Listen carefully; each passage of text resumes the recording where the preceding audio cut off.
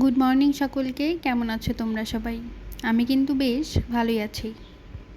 আজ আমাদের দেশে পবিত্র ঈদ, তাই পালমশাই গতকাল রাতেই বলে রেখেছে আজ সে সকালে সেমাই খাবে। যেহেতু প্রতিটা ঘরেই আজ সেমাই রান্না হবে, তাই তারও ইচ্ছে আজকে সকালে উঠেই সে সেমাই খাবে। আজ তার মর্নিং ডিউটি ছিল, সে সকাল 6টা বাজে উঠিয়ে চলে গেছে অফিসে, কিন্তু তারপরেও সে মাঝে একবার আসবে বলেছে। যেহেতু তার অফিসটা আমার বাসার পাশেই, বলেছে সে 7টা থেকে 7:30টার মধ্যে একবার এসে সেমাই খেয়ে যাবে। তাই ভাবলাম আর লেট না করে ঘুম থেকে উঠে ফ্রেশ হয়ে আগে সেমাইটাকে বানিয়ে নিই। আমার লাচ্ছা সেমাইটা ভালো লাগলেও এই বড় যে সেমাইটা আছে সেটা খেতেই বেশি পছন্দ করি আমি, আর পালমশাই এই সেমাইটা অনেক বেশি পছন্দ করে। তাই ভাবলাম আজ ঈদের দিন একটু স্পেশাল করে তাকে এই সেমাইটা বানিয়ে দিই। নারকেল কোরানোর মতো ব্যবস্থা ছিল না, তাই নারকেলটা দিতে পারলাম না। শুধুমাত্র খেজুর গুড় দিয়েই সুন্দর করে ঘন করে এই সেমাইটা তাকে করে দিলাম।